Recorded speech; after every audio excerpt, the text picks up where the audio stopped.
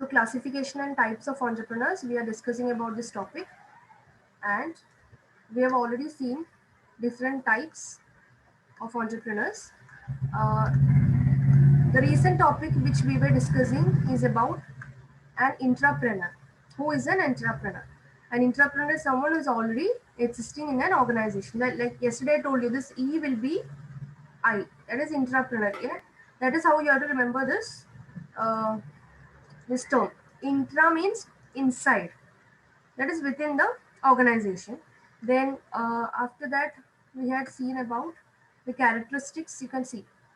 Then now few more characteristics are there of an entrepreneur. Like, they are people who are self motivated. They are people who are self motivated to do something new. Like, they are also goal oriented, but they need freedom to do the to get access to the resources. So someone who is ready to even though they are working in an organization, if they are ready to do something from there, if they are having that self motivation, that is a very important quality required for an entrepreneur. Then self confident and courageous, like, they should be bold, and they should be having their ability, they should be optimistic means positive thinking about their ability to actually work within the organizational system. It is not like starting an own business outside, it is doing it like mostly like working within an organization. So to do that, that employee should be having, or quite a good courage that person should have. Freedom. Entrepreneur requires freedom. As I told you, they need freedom, and they also need access to the corporate resources. They need the transparency in working over there. Education, of course, this person normally are often are highly educated, particularly in technical areas, and they entrepreneur, this type of people, they try to solve the problem which are already there in a system, and they many times they try to learn without following the systems. They are very much like an entrepreneur itself.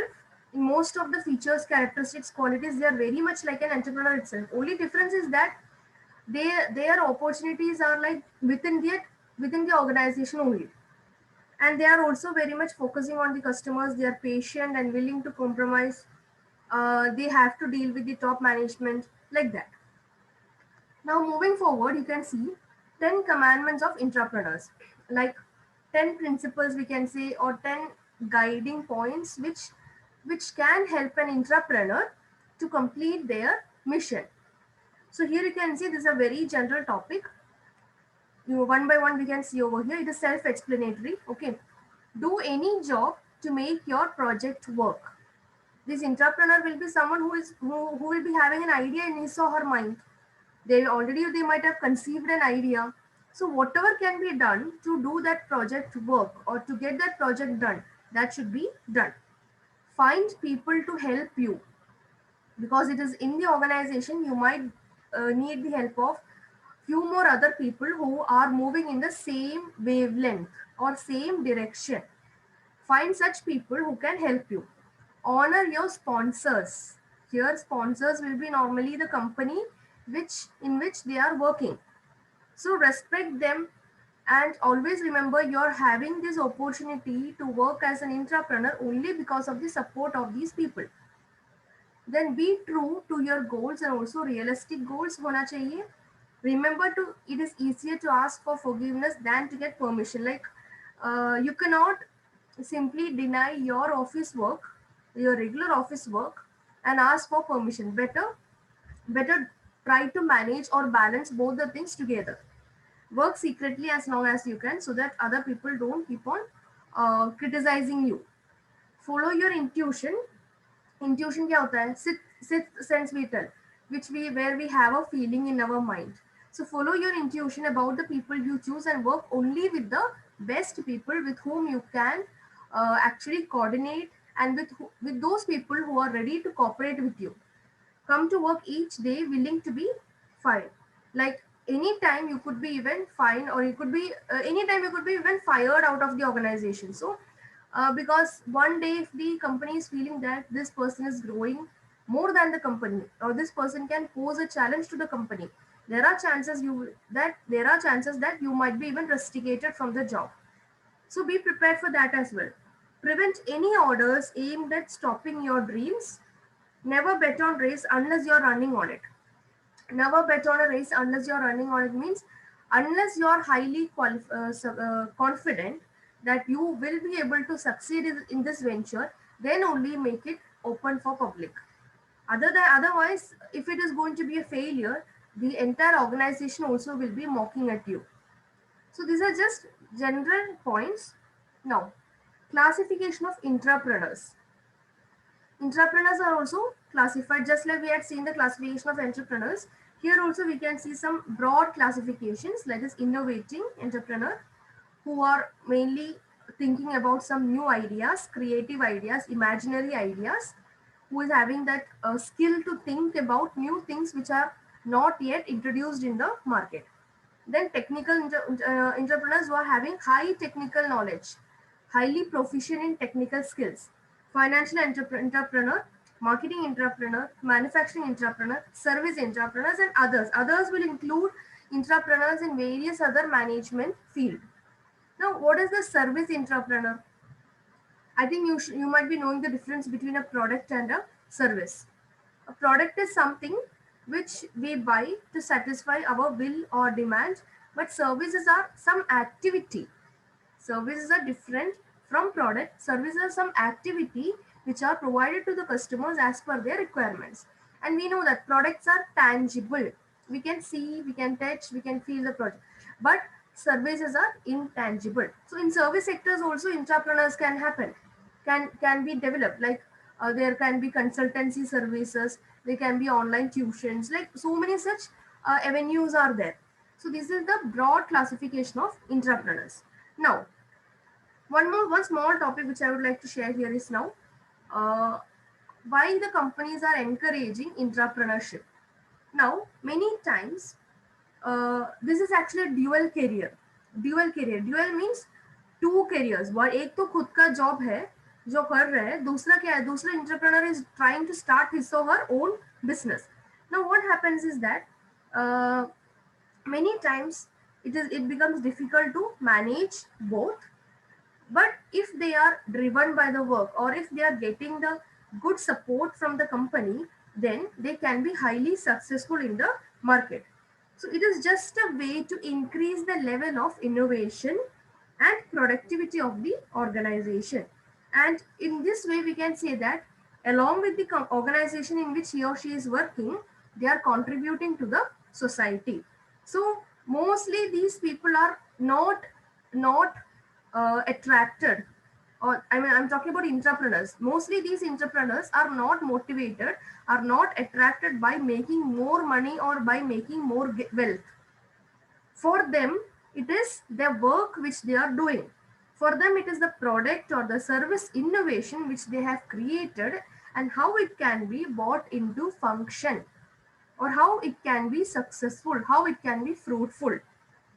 So even though they will have to bear all the we can say all the challenges they will have to face, still they are ready to accept it, because they have they have this ability to overcome many such points. Like we can say the rewards, normally we know the rewards given to the entrepreneur. Profit is the reward given to the entrepreneur. But here in cases, many times these people may not be even able to enjoy any profit.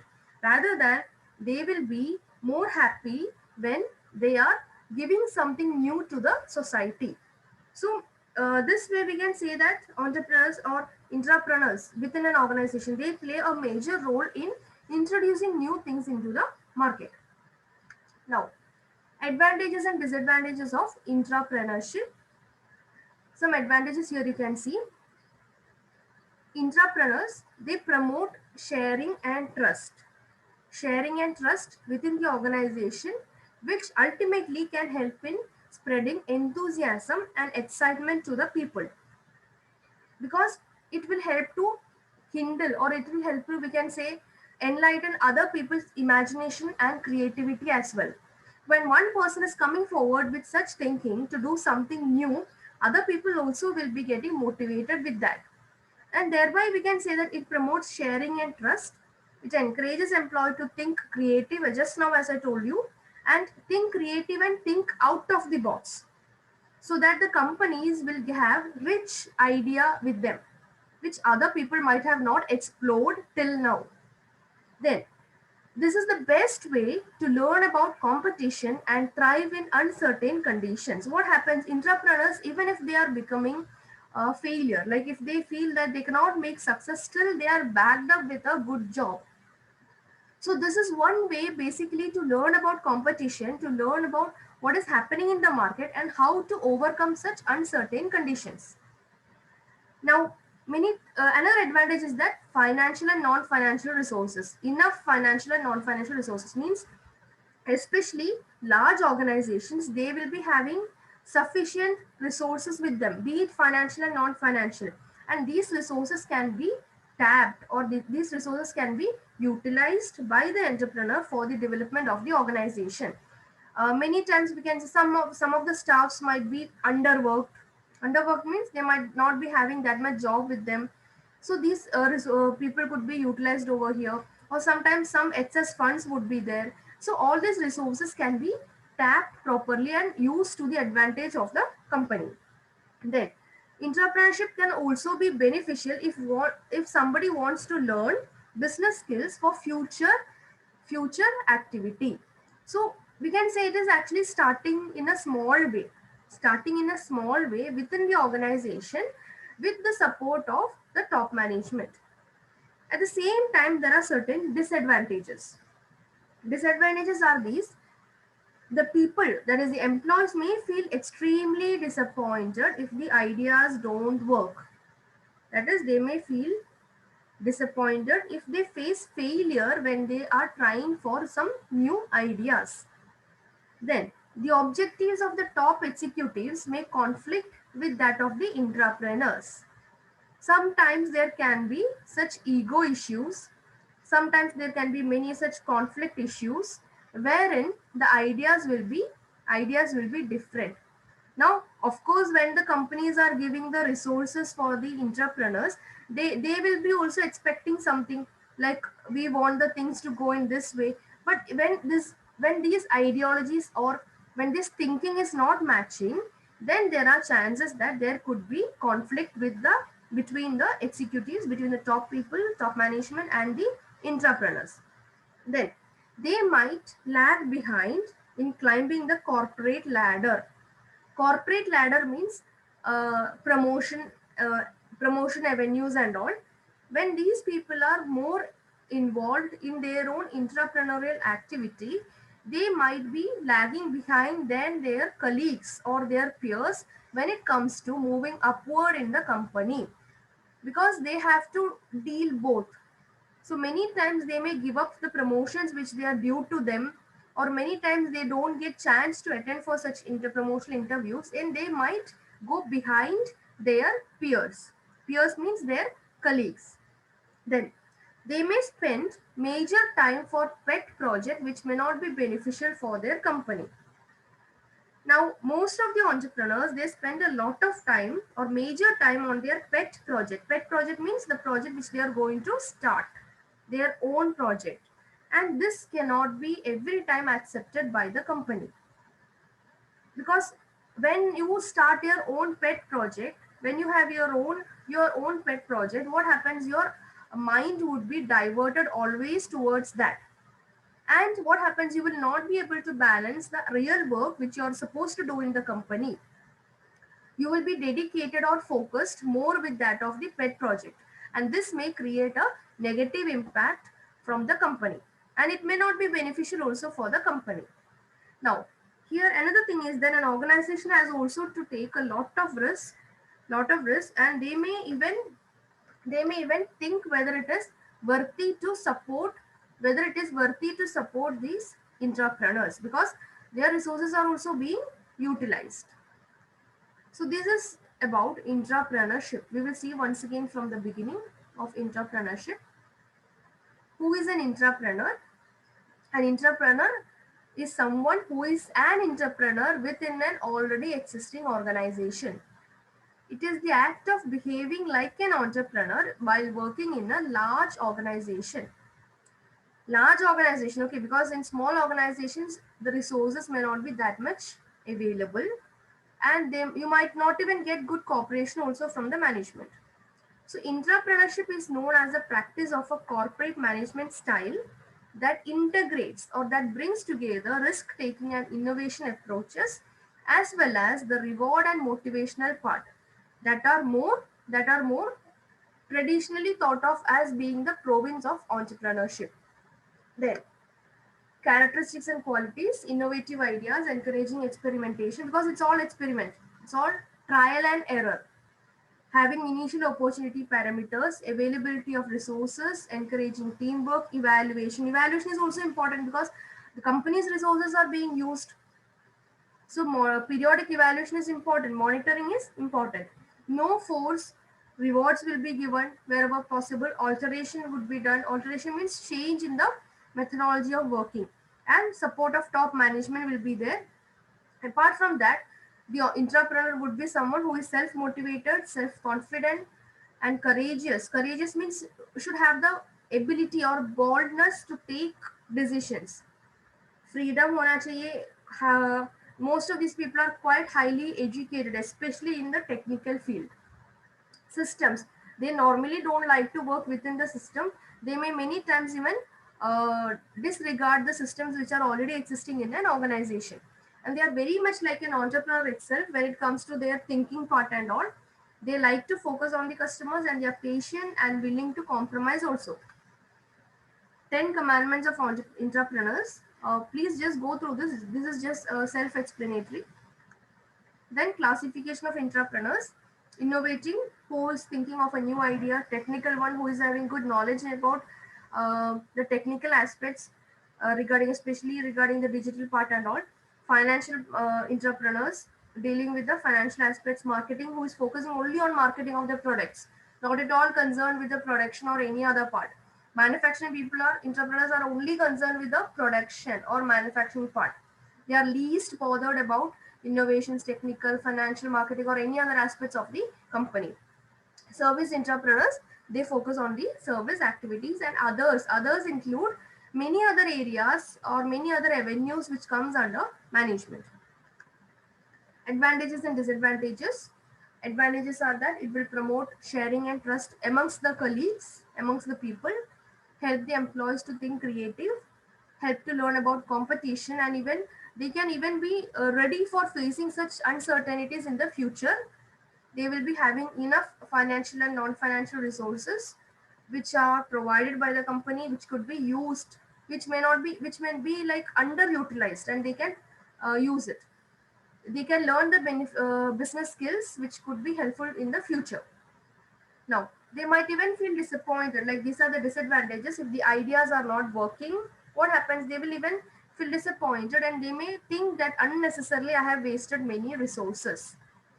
That the objectives or the thinking of the top management who are giving permission for this maybe like it could be completely different from what the entrepreneurs are thinking. So there are chances of ego clash, conflicts, etc. Now they might lag behind when they are moving ahead in the climbing the corporate ladder. They might be lagging behind their colleagues or peers. They might spend more time for the pet project because of which the company may not be or the company might feel negatively about the project, and this may not be beneficial also for the company. The organization also has to take a lots of risk in this area, because the organization is going to support this entrepreneur, thinking it could be beneficial for the company, because of this such type of thinking, the company will be having a huge resource of new ideas. When there is such just like a bank of ideas, when they're having such bank of ideas, they will be having to think out of box. For that, huge resources would be utilized. So many times it could be a high risk also for the company or the organization.